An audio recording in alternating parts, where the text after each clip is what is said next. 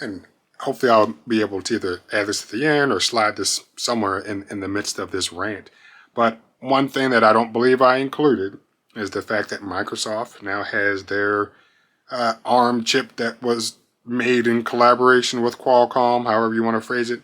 But the Surface Pro 9 with 5G is powered by the Microsoft SQ3 with neural processing unit. So it's something that they worked on with Qualcomm, so another ARM based laptop. And I don't want to do this because I'm quick Google. I'm sitting here on the floor, so I didn't spend a ton of time researching it.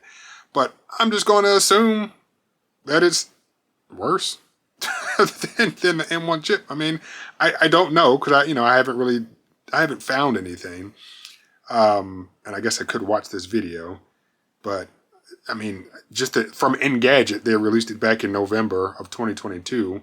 The title of the video is Microsoft Surface Pro 9 5G SQ3 Review, a beautiful lie. So I'm going to already assume that it's not as good as Microsoft or Qualcomm would want you to think.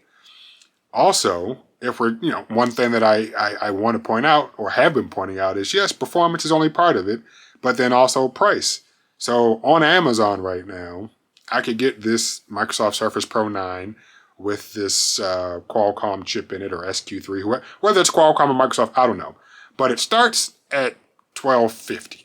Okay, so that's the price of this device on Amazon, and with that you get 8 gigs of RAM and only 128 gigs of storage.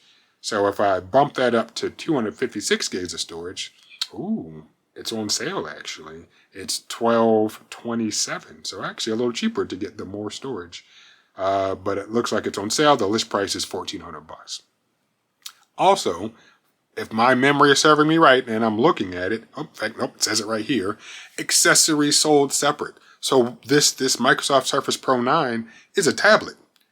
And without that, with that tablet, you get the touchscreen, but you don't get the stylus, and you don't get the keyboard. So you got to buy those things separately. And I don't know how much those cost, but it's adding to the price.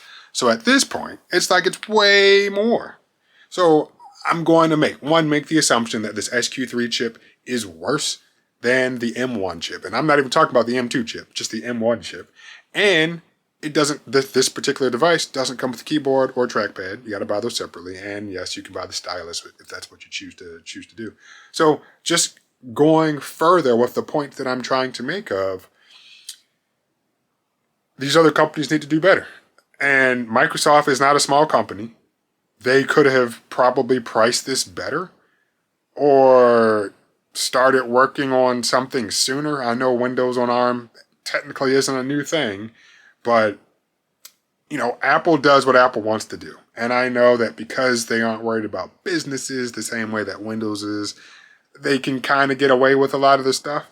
But I want to kind of go back to, and I know it's not a complete fair comparison, but a lot of businesses use BlackBerry. All right. And when the iPhone first came out, a lot of business and people were still using BlackBerries. And over time, they definitely became that dominant force because of security and I don't know, other stuff. Now, I don't want to say Microsoft just needs to do that and be like, look, this is the direction we are going, so you need to keep up. But that's the only way that things actually happen. And we can see what happens when they don't do that when we look back at Internet Explorer. How big of a mess that was and how long it took for that thing to finally get killed. And I think finally it's no longer available in Windows 11. But yeah, I don't like businesses flexing the way that they have to sometimes, but yeah, they have to sometimes to progress. If you're still using Internet Explorer, you need to stop. If you're still using Windows 7 or Windows 8, you need to stop.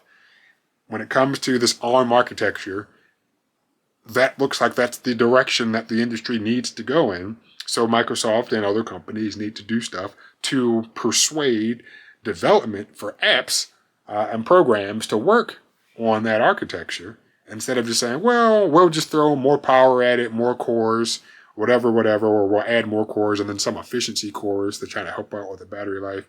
When Apple's just like, well, this is what we're doing. Get on board or get left behind.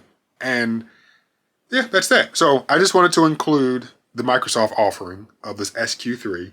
And yeah, I can't find anything specifically to reference it right now. If I wanted to watch some more videos, I could. I see that Linus Tech Tips was comparing the SQ2 against the M1. And in fact, it looks like somebody compared the iPad Pro M2 to the Surface Pro 9. And, you know, the title is Don't Make a Mistake, so I'm going to assume that... I don't want to assume anything, but I am going to assume that they're probably telling you, hey, don't buy that Surface. And then, yeah, the last thing I'll say, you know, just looking at that video from Engadget, Microsoft Surface Pro 9 5G SQ3 review, a beautiful lie. These other companies need to do better. They do. I mean, yeah, I probably will buy another MacBook at some time in the near future because the ARM offerings for Windows just aren't that good. Also, and this is what's crazy, when looking at those Max Tech, I think is the YouTube channel, when they're running all their tests and benchmarks, they are installing or have installed Windows on these Apple products, these ARM-based Apple products.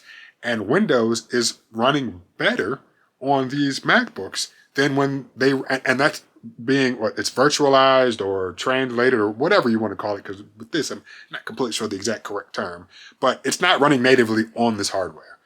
You did install, I think they use Parallels as a hypervisor, but it's running better virtualized than running natively on not only these ARM-based products, but also on these x86-based products. And it's just like, come on, you guys need to do better. So whether this video becomes a part of the other video, or if it's standalone now that we're approaching 7 minutes, yes, I agree with Louis Rossmann. And yes, I hate that I can't repair this. Like, I know once it breaks, I'm getting rid of it. But I don't want to spend money on something else that might be repairable to some extent, but is inherently also just a worse product. So looking at the prices, $1,000 for this M1 MacBook Air. In 2023, I would not recommend that you buy it brand new, but if you did, it's $1,000. That Dell Inspiron 14, which I don't think ever launched because it disappeared from Dell's website, would have launched at $500 with an old ARM Snapdragon chip. The newer Snapdragon chip is found in the ThinkPad X13S, but that starts at $1,800. So $800 more than this MacBook Air. And looking at this on Amazon's website, the Surface Pro 9 starting at $1,227 when it's on sale right now, 12% off, but the list price is $1,400. So still more expensive. But even if we're looking at the $1,227 price, so $1,227, that's just the tablet. Does not come with the keyboard or the stylus. So all in all, these other companies need to do better. I want to not like Apple, but I can't argue with the performance that I'm getting with this MacBook Air. Like, I love it. I really do. I thoroughly enjoy it. So, yeah, can't repair it, but I don't want to buy a worse product that I potentially could repair.